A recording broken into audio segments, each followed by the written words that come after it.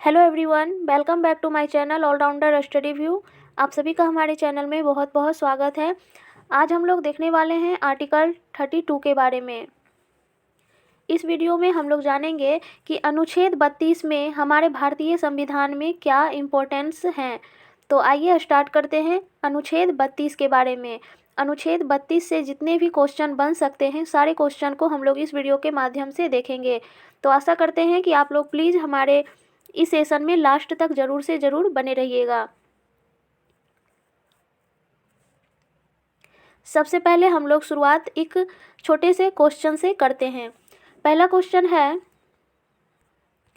First question है, अनुच्छेद 32 भारतीय संविधान के किस भाग से संबंधित है?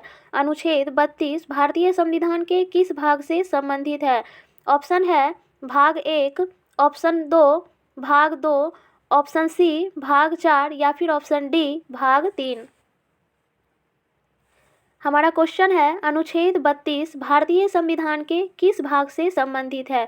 तो इसका राइट आंसर हो जाएगा ऑप्शन डी, भाग 3 का संबंध अनुच्छेद 32 से है। अब भाग 3 से अनुच्छेद 32 का संबंध किस तरह से है वो हम लोग देखते हैं।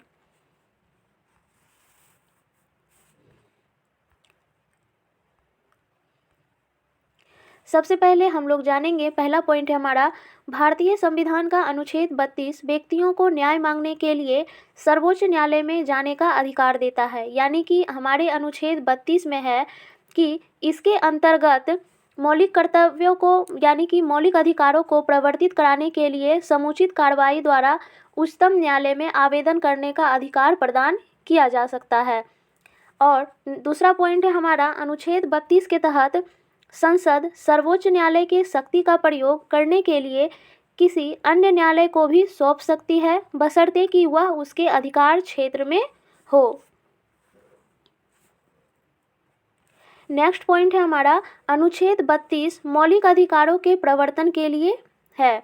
नेक्स्ट पॉइंट है, इस अनुच्छेद के तहत प्रदान किए गए न्यायिक आदेश क्षेत्राधिकार की प्रकृति विवेकाधीन होती है। नेक्स्ट पॉइंट है हमारा, संविधान के अनुच्छेद 32 के तहत प्रदान किए गए 5 प्रकार के न्यायिक आदेश होते हैं। अगर पूछा जाएगा कि किस आर्टिकल में न्यायिक आदेश मिलते हैं, तो हमारा अनुच्छेद 32 हो जाएगा, जिसमें कि 5 प्रकार के न्यायिक आदेश शामिल है। उसमें से 5 कौन कौन सा है वो हम लोग देख लेते हैं।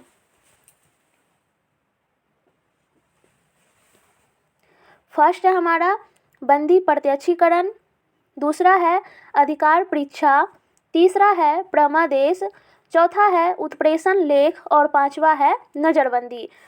तो 5 प्रकार के न्यायिक आदेश हैं। पहला है बंदी प्रत्यक्षीकरण, दूसरा है अधिकार परीक्षा, तीसरा है परमादेश, चौथा है उत्प्रेषण लेख और पांचवा है नज़रबंदी। तो इन पांचों का हम लोग विस्तार पूर्वक से अध्ययन कर लेते हैं।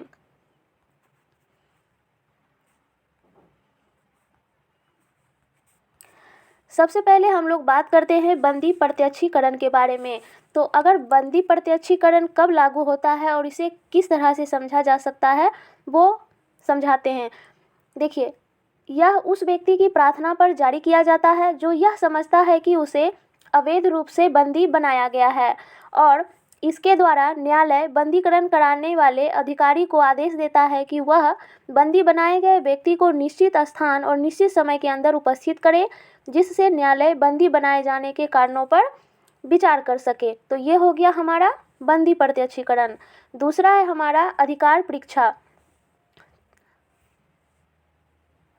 तो अधिकार परीक्षा जो है, इसमें है कि जब कोई व्यक्ति ऐसे पदाधिकारी के रूप में कार्य करने लगता है जिसके रूप में कार्य करने का उसे वैधानिक रूप से अधिकार नहीं है, तो न्यायालय अधिकार परीक्षा के आदेश के द्वारा उस व्यक्ति से पूछता है कि वह किसी अधिकार से मतलब कि वह किस अधिकार से कार्य कर रहा है, और जब तक वह इस बात का संतोषजनक उत्तर नहीं देता है तो वह कार्य नहीं कर सकता है। तो इसे ही हम लोग कहते हैं अधिकार परीक्षा।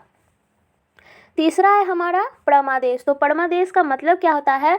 परमादेश का लेख उस समय जारी किया जाता है जब कोई पदाधिकारी अपने सार्वजनिक कर्तव्यों का निर्वाह नहीं करता है। तो इस प्रकार के आज्ञा पत्र के आधार पर पदाधिकारी को उसके कर्तव्य का पालन करने का आदेश जारी किया जाता है, तो उसे ही कहा जाता है परमादेश।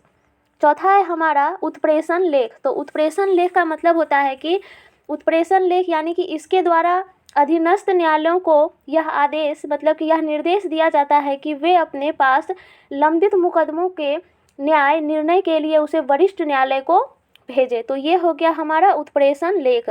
पांचवा है हमारा नज़रबंदी। नज़रबंदी का मतलब प्रतिषेध लेख भी होता है। तो नज़रबंदी का मतलब होता है कि इसमें यह आज्ञा पत्र सर्वोच्च न्यायालय तथा उच्च न्यायालय द्वारा निम्न न्यायालय और अर्ध न्यायिक यानी कि न्यायाधिकरणियों को जारी करते हुए आदेश दिया जाता है कि वह इस मामले में अपने यहाँ कार्रवाई ना करे, क्योंकि यह जो मामला है उनके अधिकार क्षेत्र के बाहर है। तो ये हो गया हमारा नज़रबंदी।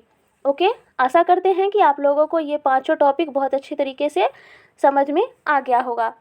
अब हम लोग ये जानते हैं कि अनुच्छेद 32 का संबंध भाग 3 से कैसे है। देखिए,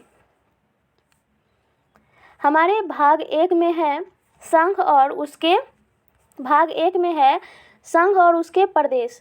संघ और उसके प्रदेश भाग 1 में आता है और अनुच्छेद जो है इसका 1 से 4 है। भाग 2 में आ जाता है नागरिकता। इसका संबंध अनुच्छेद 5 से 11 है। भाग 3 में आ जाता है मौलिक अधिकार और इसका संबंध है अनुच्छेद 32 से 35। तो मौलिक अधिकार भाग 3 अनुच्छेद 12 से 35 है। तो 12 से 35 है तो 32 जो है वो भाग 3 के अंतर्गत ही आ जाता है। चौथा है भाग 4 में है राज्य के नीति निर्देशक सिद्धांत। इसका अनुच्छेद है 36 से 51। ओके, तो आप लोगों को अच्छी तरीके से समझ में आ गया होगा अनुच्छेद 32 के बारे में। ओके, तो आप लोगों को ये सेशन कैसा लगा आप लोग प्लीज़ कमेंट करके ज़रूर बताइएगा, और अगर अच्छा लगा है तो लाइक कीजिएगा और अपने दोस्तों के पास शेयर कीजिए। ओके, और सब्सक्राइब करना बिल्कुल नहीं भूलिए। मिलते हैं हम लोग इसी तरह के नेक्स्ट वीडियो में। तब तक के लिए जय हिंद, धन्यवाद, बेस्ट ऑफ लक।